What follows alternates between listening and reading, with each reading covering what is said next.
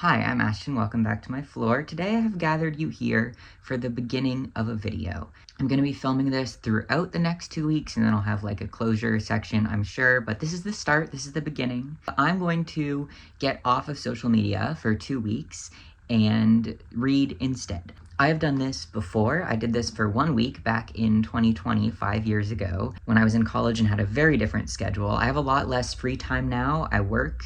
I don't work full-time, but I work 2 part-time jobs, and I'm also starting a volunteer gig this week. So anyway, I've had a lot of changes happen in my life recently. Some bad events have happened to me, and I've had some struggles, and I've had some bad days, and I've been getting the feeling that I need to get off of social media again. I've become too reliant on scrolling as a form of escape. I'm someone who has always been a reader. I was hyperlexic as a child. I don't even remember learning to read because I've just always read.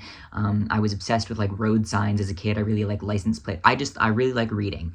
If you've been around my channel for a while, you will know that because I talk about reading and books a lot here. I like it a lot, and it is something I'm going to try to plug into in these next 2 weeks because I've been struggling for the past while, and I need to change something. So I'm gonna get off of social media and get back into books. Last time I did this, I allowed myself like 5 minutes of Twitter a day.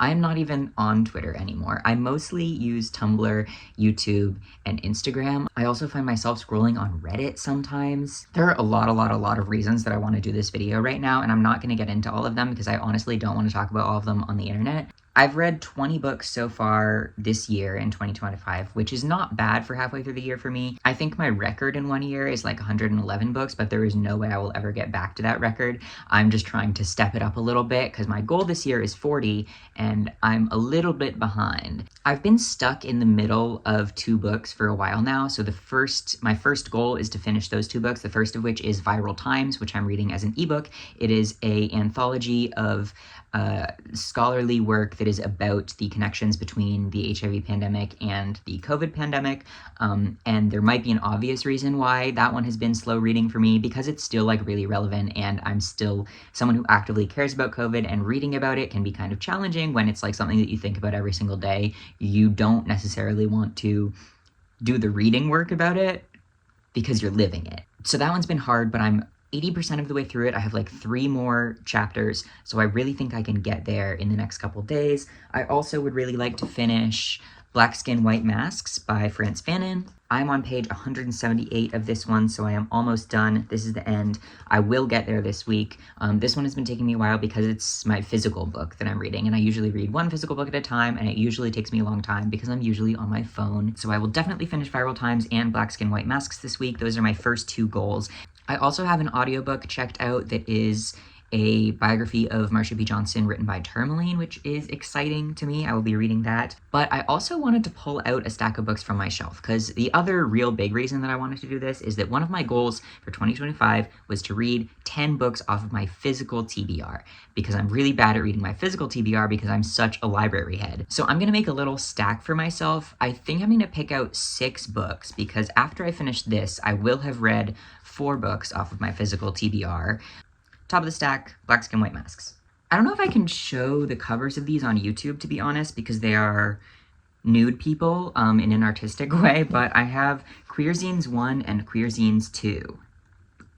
These are art books. I bought these for myself when I finished my like big college research project on queercore. There are definitely queercore zines in here. There are also definitely other queer zines in here. I've read sections of these for sure, but I have not read them front to back, and I really would enjoy reading them front to back, I think. I also want to read this. This is a blind date with a book that my mom got me for Christmas. So I don't know what book this is, and I don't want to open it until I start it. I think that's going to be fun for me. Based on the description on the front, I don't believe this is a book that I've read before, but it does sound up my alley. I'm excited to open it up and have like a fun little fiction read after some of my other more non-fiction-y stuff. But I think this one will be fun, and I think I will enjoy it. I feel like I should go back to non-fiction because I put 1 fiction book in my stack, but I would like to read Let Us Radicalize You. The back says, "What fuels and sustains activism and organizing when it feels like our worlds are collapsing?" So this has been a relevant book for a long time, and it's one that I've owned since it came out. I've been putting off reading it because it does feel like it almost feels too relevant. I think I'm going to put some post-it notes in it. I think I'm going to like it. I am manifesting that it's not going to overwhelm me. This is a book, This Is How It Always Is by Lori Frankel, that I stole from my mom a long time ago. And I said, Mom, I'm going to read it and give it back to you and tell you my thoughts. And I haven't yet. Last book back into queer history. I once again don't know how much of this I can show. I have Dirty Pictures, Tom of Finland, Masculinity and Homosexuality. I went to an estate sale that was obviously the home of a gay couple a while ago, and I raided the crap out of their bookshelf, and this is one of the books that I snagged from it. So this is my stack. Thus begins the how many books can I read if I quit social media for 2 weeks challenge.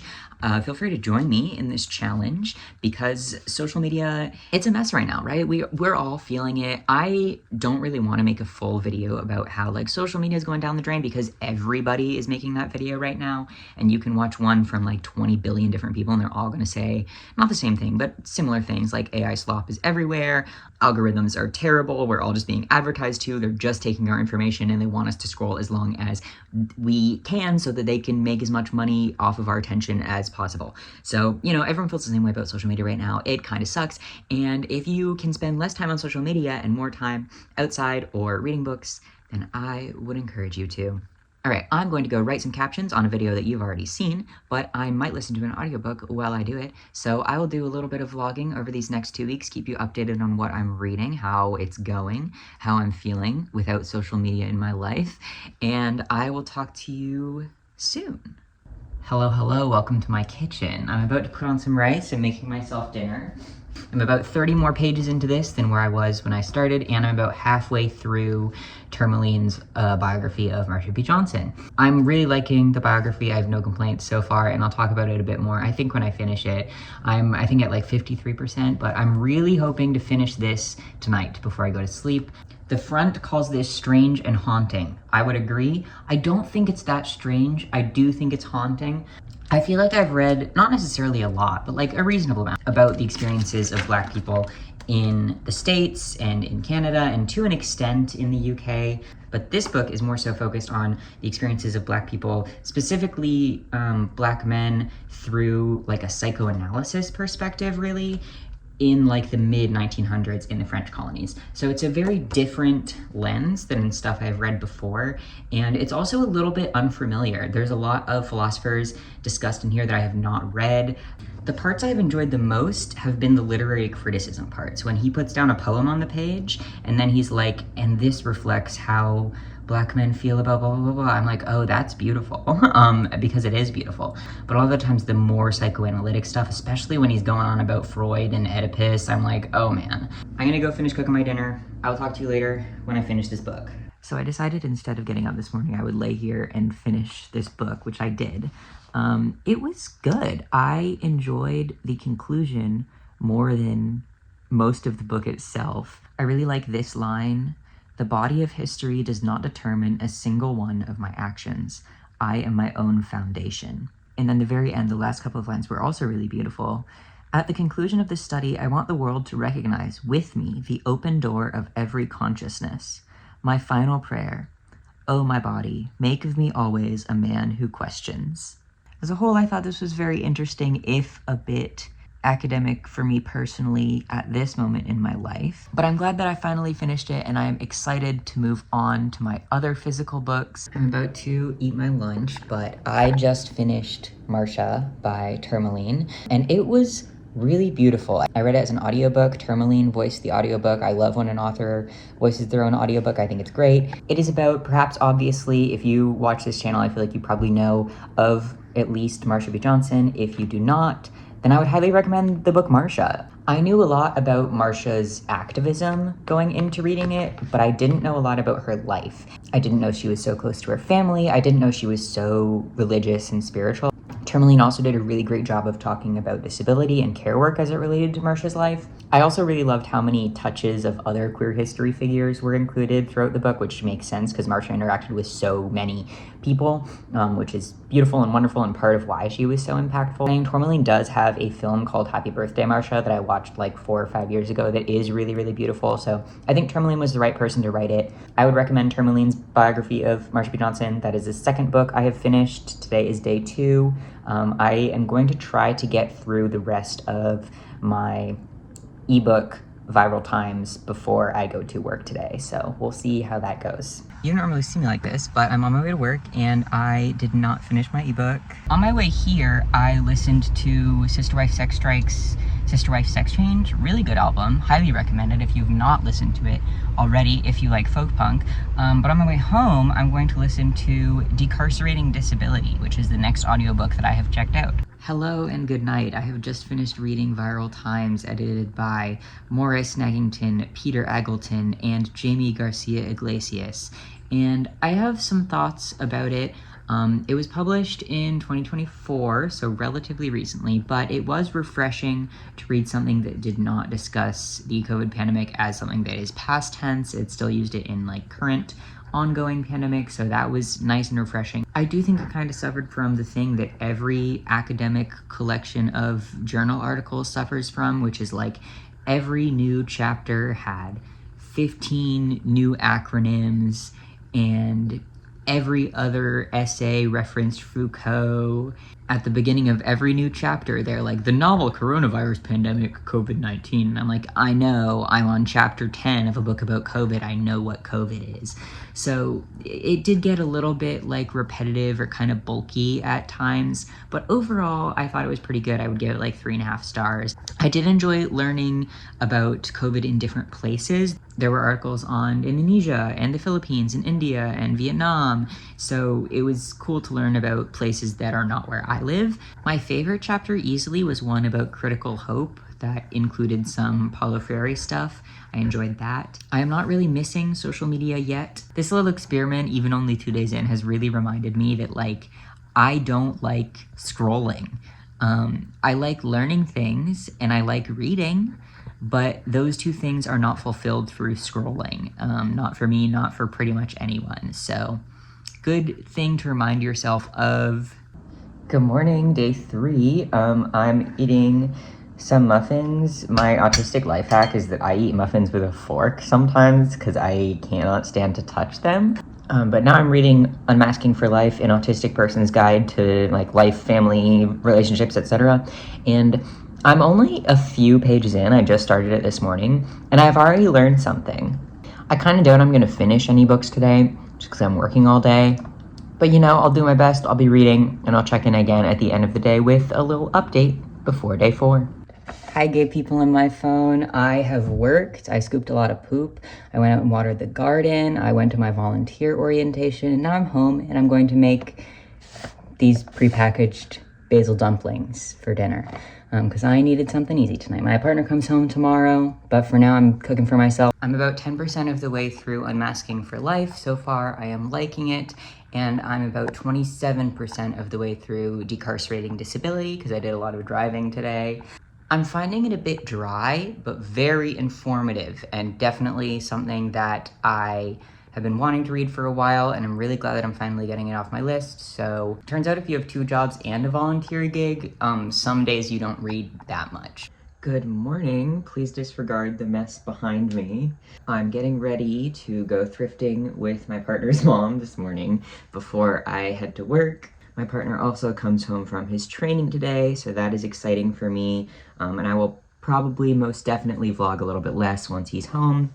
I've been reading a little bit as I've been waking up this morning, and I'm about a quarter of the way through Unmasking for Life by Devin Price, PhD. I'm midway through the second chapter, but the first chapter focuses on 5 skills that you can build to unmask a little bit more, and I am good at some of them and not good at others. I am already thinking that this book is probably a good resource and something that I will recommend to other autistic people. I am not finding it as helpful as I had hoped yet, but I am someone who is like very engaged with autistic community and has read a lot about unmasking and thought a lot about it in the past couple of years, so I'm not entirely surprised. I did not read any of my physical book, Queer Zines, yesterday or today yet. I hopefully will read a little bit more of it today if I have time, but I'm struggling with the physical size of it. It's not a book that I can take out of my house, partly because it's big and partly because I really want to keep it in good condition. I will also say I'm beginning to feel the urge to scroll. When I woke up this morning, like before I got out of bed, I was like, damn, I wish I could open Instagram and look through a few reels right now, but I know in my heart that's not like actually what I want to do with my time. So it was good for me to read a little bit of my ebook instead. Got up, ate breakfast, got dressed, feeling better without opening Instagram. But for now, let's go thrifting. But I'm alone at the barn waiting for my first student and putting on my sunscreen, so I thought I would update you on my reading. I read a few more pages of Queer Zines before I left for work today, and I am very much enjoying it. It's really great. They put a lot of the introductions from Bimbox in there. Bimbox was a Toronto zine from like the 90s that was very radical, very punk, very edgy, and I really enjoyed it when I read it for my project a couple of years ago, so it was nice to reread some of it and read some of the intros that I don't think I did read. Because not all of Bimbox is publicly available or archived, so that was cool. I'm about halfway through Decarcerating Disability, and I am enjoying it. However, I'm listening to it as I drive, and it's really trying to put me to sleep. It's it's a good book. It's very informative. However, it is just really dry and really direct. There's a lot of history in there, a lot of names, and a lot of like stuff that you can look further into. I think it's not necessarily the best introduction because of how dense it is and how much it kind of assumes that you know, I think. The main like thesis that I'm getting from the book so far is there's an idea among some abolitionists or like mental health advocates that the deinstitutionalization of disabled, mentally ill, and intellectually or developmentally disabled people throughout like the 70s was not a good thing because it contributed to the rise of mass incarceration in the States. And this book argues that that is not the case, and that mass incarceration arose as a response to neoliberalism and as a response to the capacity of the state to make money off of racism and a whole set of other factors. But no book's finished yet today, so I'm still at 3 on day 4, which is pretty good, I feel like. I'm gonna go teach my lessons now. Good night, little gay people in my phone. I read a few more pages of Queer Zines. I really wish I could like show it to you. It's a beautiful, beautiful book. It's all in blue ink, which is really fun, and the pages have scans of the zines that they talk about. It's all alphabetized.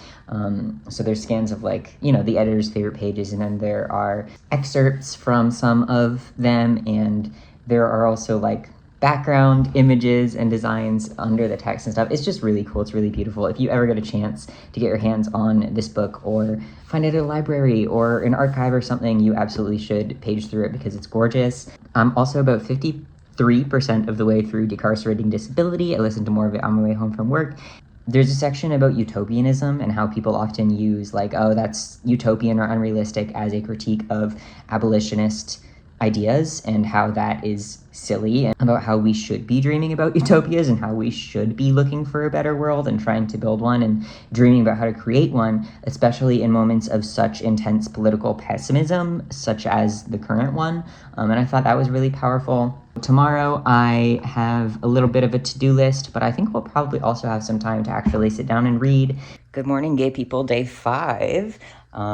Almost a third of the way through, about a third of the way through out of 14 days, so that's exciting. I am beginning to like not feel the scrolling urge as strongly. I'm enjoying picking up my ebook instead, which has been great, and I'm really hoping that's something that will kind of continue. I'm still using Signal, you know, to talk to folks, and I am still updated on things, so I am feeling less disconnected from the world than I thought I might. It turns out social media is not the real world. But I just dropped off my partner's car at the mechanic, boo. I'm about to answer some work scheduling emails, boo. And then I have the rest of the day to myself, more or less, and still have to pick up the car. Good evening, queers and criminals. This is my evening update of day 5. I am unfortunately learning that when you don't use social media, you feel a little bit better. I got quite a bit more into my Queer Zines book this afternoon. I am around 100 pages in now, which is maybe a third of the way through, and I'm really enjoying it. I have read, or am at least familiar with, about half of the zines in that book. I'm finding it hard to crochet and vlog because I tend to gesticulate a lot, so this is challenging me. I have been surprised by the amount that zines are mentioning Patti Smith, and unsurprised by the amount that zines are mentioning Pansy Division. So both of those things have been very enjoyable for me. I'm also about 2/3 of the way through Decarcerating Disability. I was listening to it today as I was doing my chores, and I am still very much enjoying it. I think the middle section was my favorite, but the section that I just read talked a lot about housing and its correlation to institutionalization and how redlining and gentrification and NIMBYism has impacted where and how disabled people live. I'd never in my head really connected that to incarceration and abolition, but there's absolutely a connection there. So it's been very enlightening to read a little bit more about that, and I was not expecting to learn so much about it, but I have been, so that's been really lovely. Also, a little bit over a third through Unmasking for Life by Devin Price, which I've also been enjoying. I'm in the middle of the chapter currently about self-advocacy in like family relationships and such, and I've found it very helpful. A lot of the things that Devin recommends are things that I have heard about before, are already on my TBR. I've watched before, I followed the people that they recommend, so like I feel like it's a pretty good set of recommendations, and I enjoyed that a lot. But yeah, that's where I am in the 3 books that I'm currently reading. I have not finished any of them, so I've still only finished, is it 2 or 3 books this week? I don't remember. So that's where I'm at. I have work tomorrow morning because I'm a Saturday morning lesson teacher, because that's when everybody wants to take a horseback riding lesson on Saturdays, which makes sense. I understand. I will definitely do some audiobook reading on my commute tomorrow, and we'll see how much other reading I get done, and I will let you know when I get there. But for now, good night, gay people. I will talk to you tomorrow. Hi, gay people. I did not vlog at all today because I had to go to work and it was approximately 100 degrees outside. So I was working from 8 a.m. to like 1, and then I got home and I had to meal plan, and then I had to cook dinner, and then I had to go take care of our friend's cats, and then, you know, like, the day got away from me, so I just didn't vlog. But I have been getting a little bit of reading done during my commute times and during my down times when I otherwise would have been scrolling social media, which is the point of this video. I am almost done with Decarcerating Disability. I'm about 83% of the way there. The section I'm in now is tracing a lot of legal history about decarceration, which is not the most interesting part of the book to me, but I'm listening to it and I'm enjoying it. And I am really crossing my fingers that I'll be able to finish it tomorrow. I'm feeding the horses tomorrow morning, and I'm going to bring my earbuds so that I can listen to my audiobook as I do it. And I'm approximately 54% of the way through Unmasking for Life. I'm in the middle of the chapter about work, which I'm not yet finding helpful because the beginning of it focuses on, well, not working and how you can make that happen as an autistic person if that is something that you are interested in. And then I'm in the middle section about like getting a job and interviewing and being autistic in the workplace. And I already have multiple jobs, so I am not finding it super useful personally for me as an individual, but I do think it is a lot of good advice, and if you are an autistic person struggling with employment, then it will probably be helpful for you to read, because there is a lot of encouragement in there about a lot of different ways that you can access social services, as well as just a lot of like sweet words and encouragement about how it is difficult to be an autistic person in the workplace. You are not making this up, and it is hard to get benefits because they are designed that way, and it's messed up, and it is wrong. One of the things that I had thoughts about for this book that I wanted to share, and I hadn't vlogged about yet, I don't think, is that I was a little bit worried.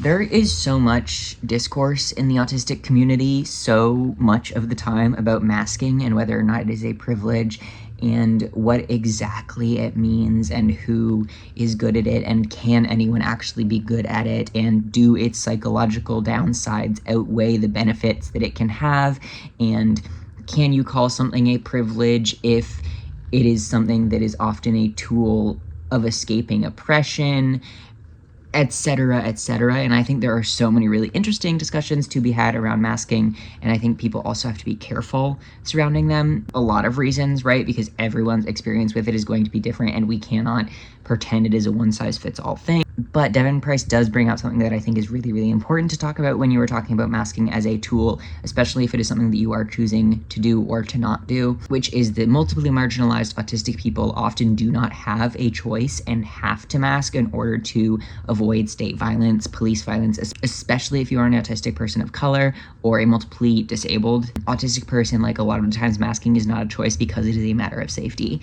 I do think it is good that they explicitly brought it up and stated that, because a lot of white autistic people simply do not bring it up at all, or like talk about the experiences of other autistic people at all. And editing Ashton here to clarify, I think what I want to say, I've seen a lot of white autistic people discussing unmasking as if it is a universal experience, so I very much appreciate that Devin discusses the nuances of it, because I've seen many, many, many white autistic people describe their own experiences with masking, or the white autistic experience of unmasking, as something that is universal when it is very much not, because unmasking in itself is a privilege because of the way that being multiply marginalized can make unmasking more dangerous. I think that there are a lot of meaningful discussions to be had within this realm that I am glad Devin begun to discuss, because any nuanced discussion of masking and unmasking needs to include discussions of privilege. And that is my hot take about that. The friends section did make me think a lot about how I really don't have that many friends, and most of my social interactions are in fact online or with coworkers, which I know does not count. I'm a little bit better about it now than I used to be, but I still am very much a codependent homebody, and I would love to change that about myself, because I do sometimes crave more social interaction, but it's not something that I feel as much, if that makes sense. Like, it's something that I consciously know I should have more social interaction, but it's hard, and I don't want to do it. So maybe I'll come back to that chapter when I feel ready for it, but like right now I'm just feeling a lot of chaos and overwhelm in my life, and I need to settle that a little bit before I branch out socially, because there is so much going on with me, and that's a part of why I wanted to take 2 weeks off social media in the first place, right? But yeah, that's my update for day 6. Sorry I didn't really take you along with me for the day, but like, I don't think you need that or want that necessarily. My coworker was 45 minutes late, and now I'm walking our last horse out because I had to keep him up for longer, because horse respiration, if you don't know, is supposed to be about 8 to 16 breaths per minute. And this old man was at about 90. So I let him stand in the mister for a bit and gave him electrolytes and stuff. So I'm almost done with work, but the real reason that I'm taking video is because I finished my audio. I finished Decarcerating Disability, and I think I'm gonna give it 4.5 stars. I thought it was really solid. There were just some aspects of the audiobook specifically, as well as the book as a whole, that were not particularly for me personally, which is okay, and that's why I'm not gonna rate it super low. It was me, it wasn't the book, right? I like a book with structure, right? But I don't love a book with too much structure, and sometimes with academic books, the introduction outlines every single chapter. A lot of the chapters also outlined themselves. Like, the beginning of the chapter would be, this is how I'm going to make this argument, and I'm going to connect that to this, and reference this, and bring up this, and I'm like, just do it. You don't need to explain it to me. But that's a personal thing. I know that's just me, and not like a flaw of the book itself, I feel like. So 4.5 stars feels fair. Even though it does have some technical language, it's all very well described and explained in a relatively accessible way, I feel like, which is great when it comes to books about disability.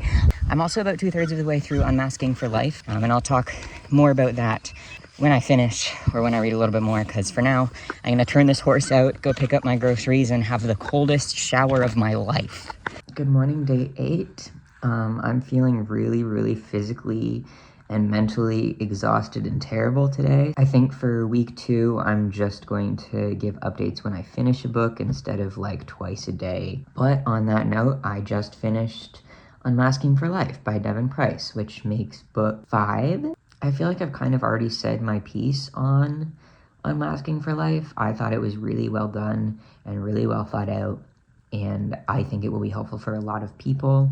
I do not think it was for me as much as I hoped it would be. As much as I would like to take a lot of the advice that Price offers, I don't feel like I'm at like a safe enough point in my work life to do a lot of the things that I wish I could, or that I have enough time or energy to put effort into some of the like social things that I think would probably improve my situation. It is a good book, and I do think I'll probably come back to it when I'm feeling more ready for a lot of those things. But right now I'm just kind of in survival mode. Hello, I'm about to wash some dishes, which I'm really sad about because I just finished my audiobooks and I have to find something else to listen to. I finished A Country of Ghosts by Margaret Killjoy in one sitting this morning while organizing my craft supplies because I needed to do it. It was my first fiction book in a while, so that was enjoyable, but it essentially follows the story of a journalist who abandons his home country to join the anarchists and fight for the anarchists. And it was really, really pretty. There were a lot of really lovely moments and things that I think will stick with me. There was a lot of blood and gore, and that's okay too. It was a little short. I felt like a lot of things about it could have definitely been expanded upon, and it could have been like a longer, more thorough book, but I feel like it was mostly an exercise in world building, and I really enjoyed it. I love a book that tries to build an anarchist society and imagine what that would look like, because we need stuff like that, right? And if you are interested in stuff like that, then I would definitely highly recommend A Country of Ghosts. I thought it was well done. The characters were a little bit like flat, but I don't think it was mostly written for the characters, right? It was mostly written for the setting. So yeah, as a whole, I really enjoyed it. I was not expecting to read it this week. It was not on my list, but it was an available audiobook and I needed an audiobook, and it was about 5 hours. So I ripped through it and it kicks ass. It is the morning of day 10 and I've just finished my 7th book. So I feel like I'm doing pretty good. This is the one that I cannot show you the cover or the back cover of because of penis and butt reasons. I finished Queer Zines, an art book by Printed Matter. I have a couple of like technical critiques, but overall I really, really loved it and I thought it was really beautiful. And I am excited to read the 2nd volume, but I do think I'm gonna read a different physical book before I read the 2nd volume to give myself a break and so that I don't like speed through both of them at a pace that doesn't let me appreciate them. There are 2 places where there should have been a period at the end of a sentence and there was not.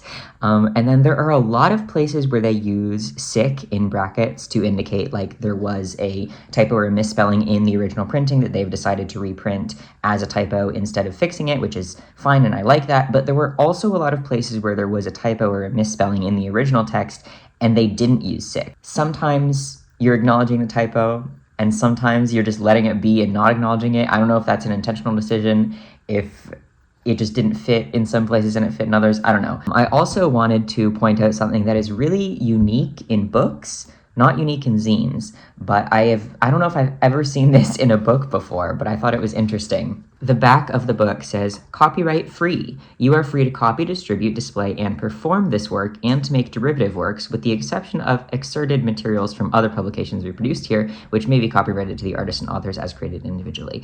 Any part of this book may be reproduced or transmitted in any form by any means without the prior written permission of the publishers. And I think that's beautiful. I don't know what physical book I'm gonna read next. I will pick it from my little TBR pile. This little blind date with a book that my mom got me, so let's see what it is. I don't know what book I'm about to read, but I'm about to read it. It seems short, so even if I don't like it, it'll be okay. Okay, this is All the Things We Don't Talk About by Amy Feltman. I have heard of this book.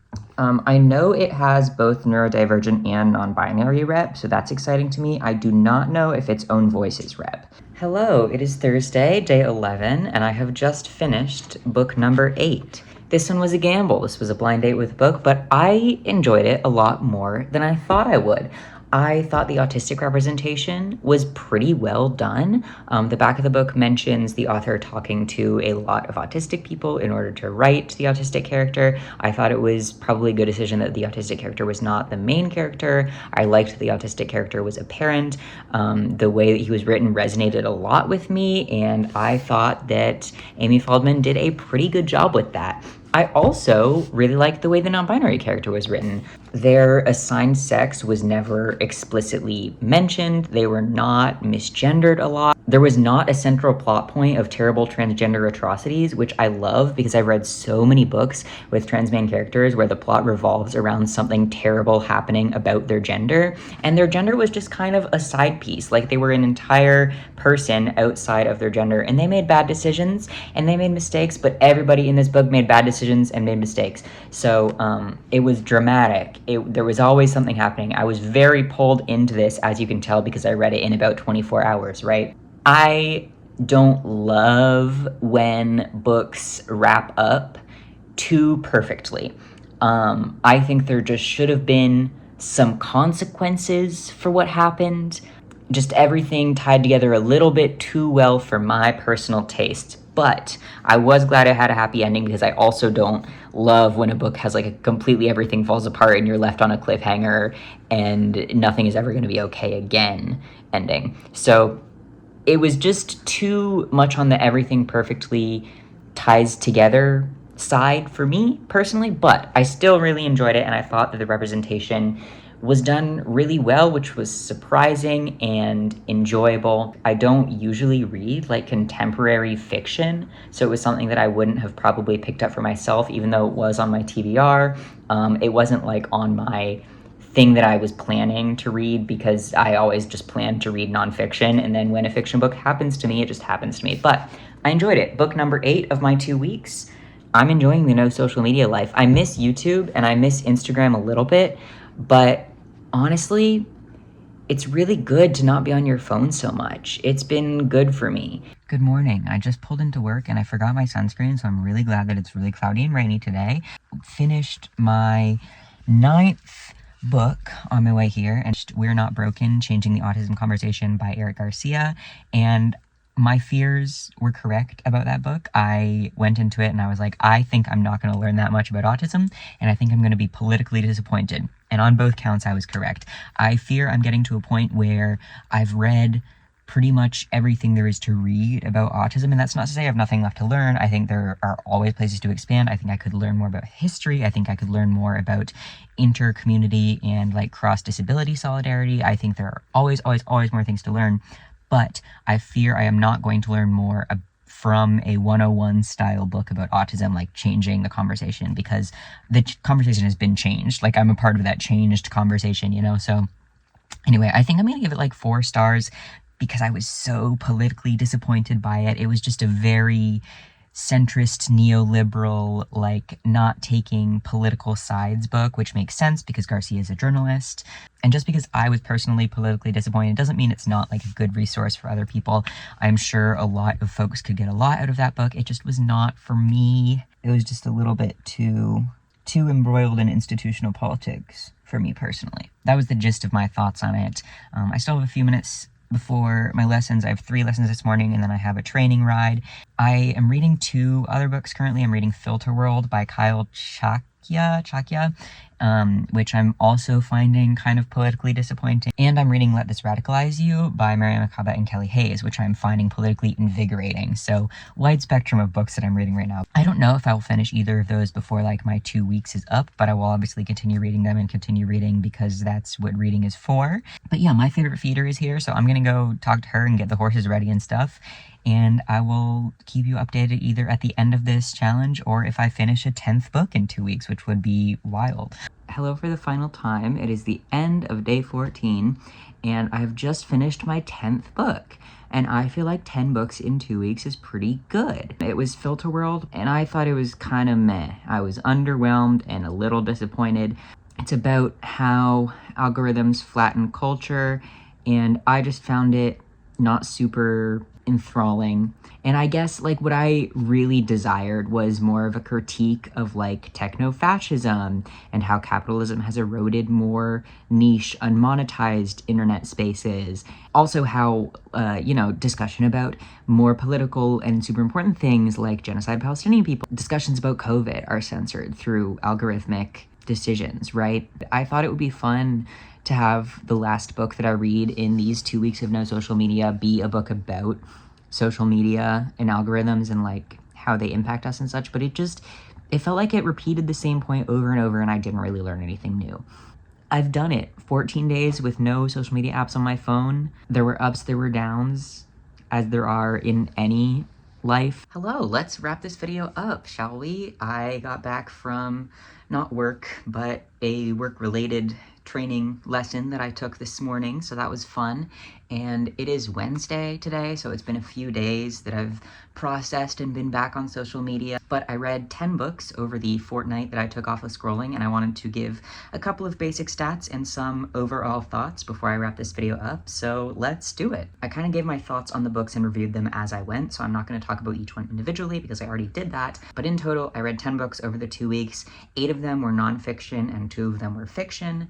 3 were audiobooks, 3 were physical books, and 4 were ebooks. I think my favorite things that I read over the 2 weeks were Marcia, the biography by Tourmaline, and also Country of Ghosts. It kind of surprised me how much I liked that one. I love anarchist world building. I can't help myself. I also really enjoyed Queer Zines. That one is obviously like very personal to me, and that's like my special interest, so obviously I liked it. I was most disappointed by Filter World. I actually ended up watching a like hour-and-a-half long video essay on algorithms and social media that I thought was really good, that discussed Filter World in a way that made me really understand more deeply why I didn't like it. So I'm gonna link that video down below. It's called Be Your Own Algorithm, and I thought it was good, and it helped me reflect a little bit on the 2 weeks that I took off social media. I enjoyed it. Nothing against Kyle, it just wasn't for me personally. Taking 2 weeks off of social media, I think, was most helpful in getting me out of my reading slump, finishing those 2 books that I was really slogging through, which were a couple of the books that I finished first, Viral Times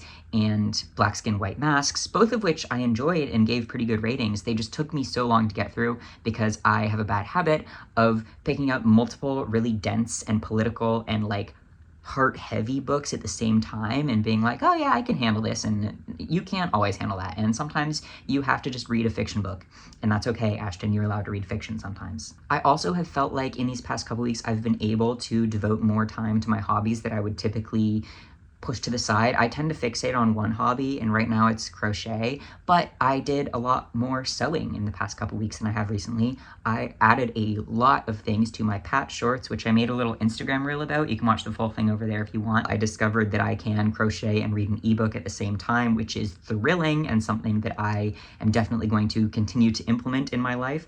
The social media that I missed the most was definitely YouTube, because it's definitely the social media that I spend the most time on, but it's also definitely different than some other social medias. I don't watch YouTube Shorts, which is probably helpful to that. I had a couple rough days. I had some bad chronic pain days. When you are really depressed, it does not help to be on social media.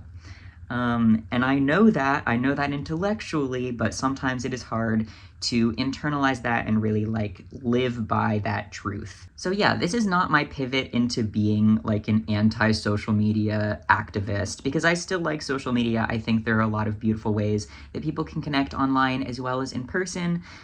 Especially as a disabled person, I find a lot of meaningful and fruitful connections through the internet, and that's not something that I want to entirely give up forever, but I did find myself really enjoying these couple weeks. It has been 5 years since I did my initial video where I took 1 week off social media to read, and I think I'm probably going to do it again. I don't know if it'll be a video next time I do it, because I just don't know that I need to make a video every single time that I do this, but I do think probably within the next like 6 months, I will take another complete week or 2 weeks off to like reset my brain a little bit. Maybe if another really bad thing happens in my life, I'll be like, time to take a week off social media because I know I'm gonna get stuck on it if I don't. But yeah, I think those are my final wrap-up thoughts. I am gonna go read an audiobook while I keep on crocheting, I think, with the rest of my afternoon. And I will see you in my next video, which is not this one because this one is over. That's a Pixie Locks outro, I think. Goodbye, comrades. I hope that you have a wonderful rest of your week and that you get some time away from the internet if you feel like it would be helpful for you, because I know sure as hell that it was helpful for me, and I will talk to you later. Maybe wear a mask, free Palestine.